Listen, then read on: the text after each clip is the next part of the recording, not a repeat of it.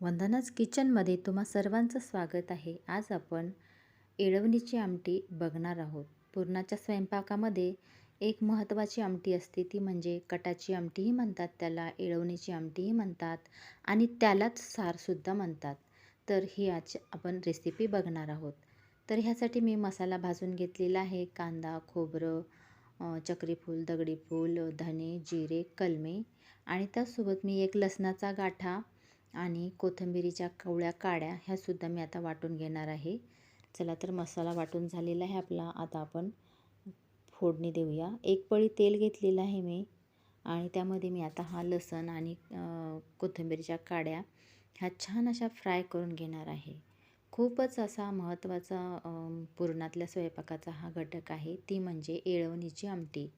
आणि खूप सुंदर त्याची टेस्ट लागते. सगळ्या डाळीचा पूर्ण अर्क ह्या पाण्यामध्ये उतरलेला असतो, म्हणून ही चवीला अतिशय टेस्टी लागते आणि आपल्या सर्वांनाच ती कटाची आमटी ही खूप आवडत असते.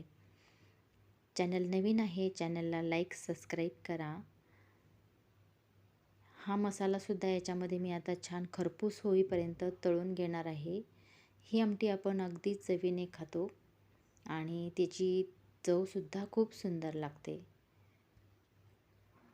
चवीनुसार यामध्ये आपण तिखट टाकूया, हळद टाकूया आणि हे मिश्रण असं परत आपण सर्व एकजीव करून घेऊया. ह्यात मी एक पळत्या पाण्यामध्ये, येळवणीच्या पाण्यामध्ये मी 1 चमचा हरभऱ्याची डाळसुद्धा वाटलेली आहे, कारण त्याला घट्टपणा येण्यासाठी.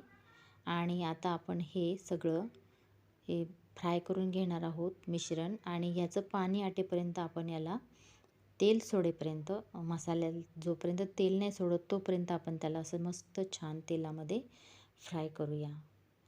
आता पाणी आटलेलं आहे बघा.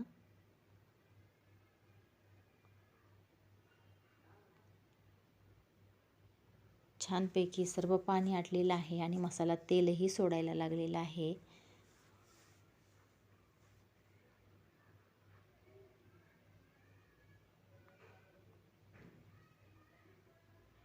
चला तर आता आपण ह्याच्यामध्ये येळवणीचं पाणी घालूया आणि सर्व मसाला त्याच्यामध्ये आपण एकजीव करून घेऊया आणि त्यामध्ये कापलेली कोथिंबीर आणि मीठ चवीनुसार टाकणार आहे. झाली आपली तयार येळवणीची आमटी. याला 5 मिनटं मी उकळी येऊ देणार आहे आणि आपली आमटी